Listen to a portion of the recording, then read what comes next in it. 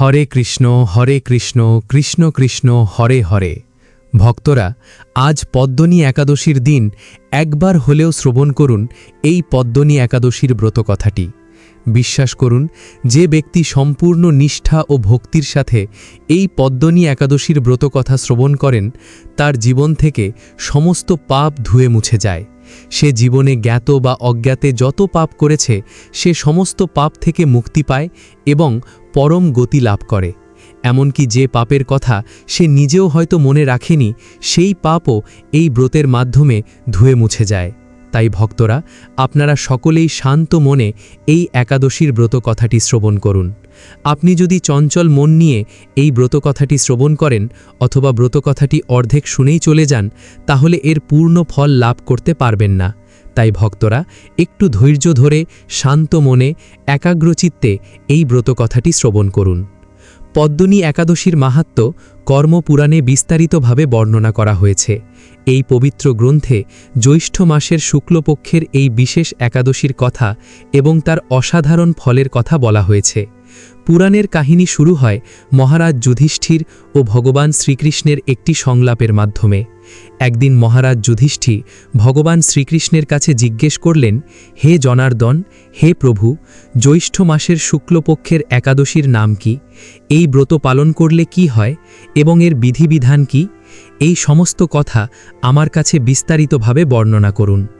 মহারাজ যুধিষ্ঠিরের এই প্রশ্ন শুনে ভগবান শ্রীকৃষ্ণ সস্নেহে উত্তর দিলেন, হে ধর্মপুত্র, আপনি যে প্রশ্ন করেছেন এটি অত্যন্ত গুরুত্বপূর্ণ একটি প্রশ্ন। আপনার এই প্রশ্নের উত্তর দিতে পারলে আমি নিজেও আনন্দিত হই। এই ব্রতের মাহাত্ম্য বর্ণনা করতে গিয়ে স্বয়ং ভগবান শ্রীকৃষ্ণ ধর্মরাজ যুধিষ্ঠিরকে বলেছিলেন, হে রাজন, কার্তিক মাসে পুষ্কর তীর্থে স্নান করার যে পুণ্য, মাঘ মাসে মকর সংক্রান্তির সময়ে প্রয়াগরাজের ত্রিবেণী সঙ্গমে স্নান করার যে পুণ্য, কাশীতে শিবরাত্রির কঠোর ব্রত পালন করার যে পুণ্য এবং গয়া তীর্থে পিতৃদের জন্য বিধি মেনে পিণ্ডদান করার যে পুণ্য, এই সমস্ত পুণ্য শুধুমাত্র একটি পদ্মনী একাদশীর ব্রত পালন করলেই সহজেই লাভ করা যায়। এরপর মহর্ষি বশিষ্ঠ একটি পৌরাণিক কাহিনীর মাধ্যমে পদ্মনী একাদশীর মাহাত্ম্য বর্ণনা করতে শুরু করলেন। এই কাহিনীটি অত্যন্ত শিক্ষণীয় এবং হৃদয়গ্রাহী।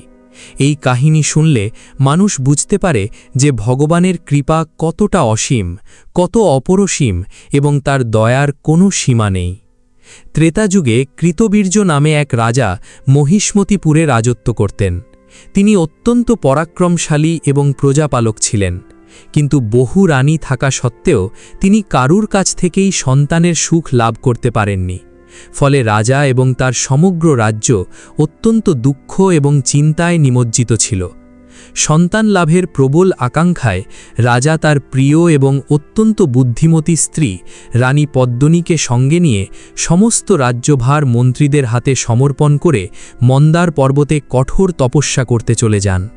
সেখানে রাজা হাজার হাজার বছর ধরে অন্ন জল ত্যাগ করে কঠোর তপস্যা করেন। তিনি কেবল বায়ু গ্রহণ করে জীবন ধারণ করতেন, কিন্তু তবুও সন্তানের প্রাপ্তি হল না এবং তার শরীর কঙ্কালসার হয়ে গেল। নিজের স্বামীকে এত কষ্টে এবং অসহায় অবস্থায় দেখে রানী পদ্মনী মহাসাধ্বী অনুসূয়ার কাছে এর উপায় জানতে চাইলেন এবং তার চরণে প্রণাম করলেন। মহাসাধ্বী অনুসূয়া তার দিব্য জ্ঞানে সব কিছু দেখে রানীকে সান্ত্বনা দিয়ে বললেন, হে পতিব্রতা রানী, তুমি একটুও চিন্তা করো না। তুমি জ্যৈষ্ঠ মাসের এই পবিত্র এবং দুর্লভ অধিক মাসের শুক্লপক্ষের বিশেষ একাদশীর ব্রত সম্পূর্ণ বিধিবিধান ও ভক্তির সঙ্গে পালন করো, কারণ এটি পুরুষোত্তম ভগবান বিষ্ণুর অতি প্রিয় তিথি।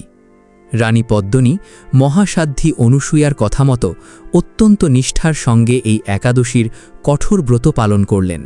নির্জলা থেকে ভগবান বিষ্ণুর আরাধনা করলেন এবং সারা রাত কীর্তন করতে করতে জাগরণ করলেন। সেই ব্রতে সন্তুষ্ট হয়ে স্বয়ং ভগবান গরুর বাহনে আরোহণ করে পদ্মনীর সম্মুখে উপস্থিত হলেন। ভগবান বললেন, হে ভদ্রে, আমি তোমার ব্রতে প্রসন্ন হয়েছি। পুরুষোত্তম মাসের সমান কোনো মাস আমার প্রিয় নয়। এই মাসের একাদশী আমার প্রিয়। তুমি সেই ব্রত যথাযথভাবে পালন করেছ। তাই আমি তোমার ইচ্ছানুরূপ বর প্রদান করব। তখন রানী পদ্মিনী অত্যন্ত বিনয়ের সঙ্গে নিজের স্বামীর জন্য এমন এক পুত্রের বর চাইলেন যে পৃথিবীতে অজেয় হবে। এরপর রাজা পত্নীসহ গৃহে ফিরে গেলেন। এরপর ভগবান বিষ্ণুর আশীর্বাদে রাজা এবং রানী পদ্মিনী এক অত্যন্ত পরাক্রমশালী, তেজস্বী এবং সর্বগুণসম্পন্ন পুত্র লাভ করেন। ত্রিলোকে তার সমান কোনো বীর ছিল না। মহারাজ তার পুত্রের নাম রাখে কার্তবীর্য অর্জুন। তিনি এতটাই শক্তিশালী ছিলেন যে নিজের হাজার হাতের বল দিয়ে রাবণের মতো মহাপরাক্রমশালী রাক্ষসকেও বন্দী করেছিলেন।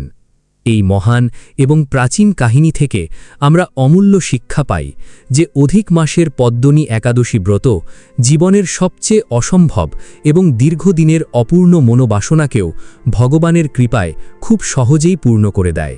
পদ্মিনী একাদশী শুধু একটি উপবাসের দিন নয়, এটি একটি আধ্যাত্মিক শুদ্ধির যাত্রা। এটি নিজেকে ভগবানের কাছে সমর্পণ করার দিন। এটি পাপের অন্ধকার থেকে পুণ্যের আলোর দিকে এগিয়ে যাওয়ার দিন। এই পবিত্র ব্রত পালনের মাধ্যমে আমরা আমাদের অন্তরকে পরিশুদ্ধ করি, আমাদের জীবনকে ভগবানের কাছে নিবেদন করি এবং আধ্যাত্মিক উন্নতির পথে এগিয়ে যাই। এই কাহিনী থেকে আমরা একটি অত্যন্ত গুরুত্বপূর্ণ শিক্ষা পাই। কেউ যদি সারা জীবন পাপের পথে হেঁটে থাকে, তবু ভগবানের করুণার কোনো সীমা নেই। ভগবান সর্বদা তার সন্তানের জন্য ক্ষমার দ্বার খোলা রেখেছেন। যে মানুষ সত্যিকার অর্থে অনুতাপ করে এবং ভগবানের শ্রমণে আসে, ভগবান তাকে কখনো নিরাশ করেন না। পদ্মিনী একাদশী সেই সুযোগই আমাদের দেয়, নিজের পাপের ভার নামিয়ে রেখে ভগবানের চরণে সম্পূর্ণভাবে আত্মনিবেদন করার সুযোগ। যে ভক্ত ভক্তি ভরে শ্রদ্ধা সহকারে এবং শাস্ত্রীয় নিয়ম মেনে পদ্মিনী একাদশী ব্রত পালন করেন, তার পারিবারিক জীবনে সুখ ও শান্তি বৃদ্ধি পায়, জীবনের সকল বাধা ও বিপদ দূর হয় এবং ভগবানের অপার কৃপা তার উপর সর্বদা বর্ষিত হতে থাকে। এই পদ্মিনী একাদশীর দিন তামসিক আহার ও নেশা থেকে দূরে থাকতে হবে। পেঁয়াজ, রসুন, মাছ, মাংস বা যে কোনো ধরনের নেশাজাতীয় দ্রব্য এই পবিত্র দিনে স্পর্শ করা উচিত নয়। এই ধরনের তামসিক খাবার মনকে অপবিত্র করে এবং ব্রতের পবিত্রতা নষ্ট করে। যদি কেউ এই দিনে নেশা করেন বা তামসিক খাবার গ্রহণ করেন, তাহলে তার ব্রতের কোনো ফলই পাওয়া যায় না। দ্বিতীয় নিষিদ্ধ বিষয় হল চুল ও নখ কাটা উচিত নয়। একাদশীর দিন চুল কাটা, দাড়ি কামানো, নখ কাটা বা শরীরের কোনো অঙ্গে খুর ব্যবহার করা শাস্ত্রমতে অশুভ বলে গণ্য করা হয়। শাস্ত্রে বলা হয়েছে এর ফলে পরিবারের অমঙ্গল হতে পারে। তাই আগের দিন অর্থাৎ দশমীতে এই কাজগুলো সেরে নেওয়া ভালো। তৃতীয় নিষিদ্ধ বিষয় হল দিবানিদ্রা বর্জন করতে হবে। একাদশীর দিন বেলা করে ঘুমানো বা দিনের বেলায় ঘুমানো একদমই উচিত নয়। শাস্ত্রে বলা হয়েছে যে একাদশীর দিন দিবানিদ্রা দেন, তিনি ব্রতের ফল থেকে বঞ্চিত হন। এই মূল্যবান সময়টি অলসতা না কাটিয়ে ভগবানের নাম শ্রবণে, ধর্মগ্রন্থ পাঠে বা সৎ কাজে ব্যয় করা উচিত। একাদশীর দিন ভগবানের জন্য এই তিনটি বিশেষ কাজ করুন। এই তিনটি কাজ যদি আপনি একাদশীর দিন করতে পারেন, তাহলে ভগবানের বিশেষ কৃপা আপনার উপর বর্ষিত হবে। প্রথম কাজ হল তুলসীর সেবা বা আরতি করা। ভগবান শ্রীবিষ্ণুর অত্যন্ত প্রিয় হল তুলসী। তুলসীকে বলা হয় বিষ্ণুপ্রিয়া, কারণ ভগবান বিষ্ণু তুলসীকে অত্যন্ত ভালোবাসেন।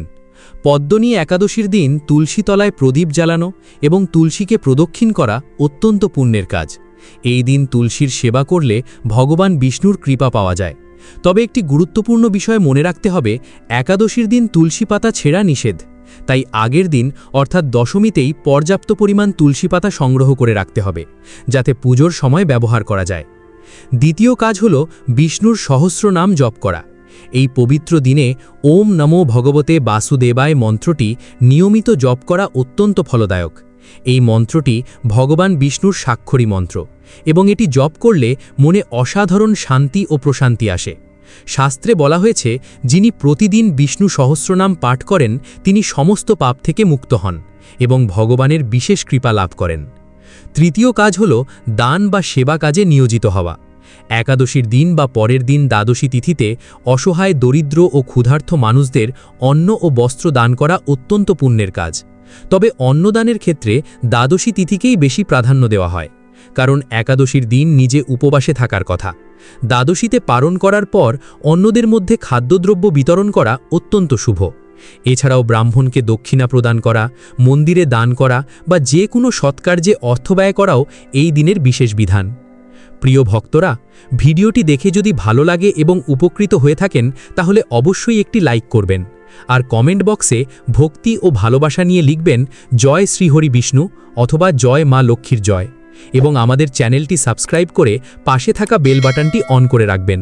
এতে আমরা নতুন ভিডিও বানানোর জন্য অনুপ্রেরণা পাই। আমার সকল ভক্তদের ওপর ভগবানের কৃপা বর্ষিত হোক। ধন্যবাদ।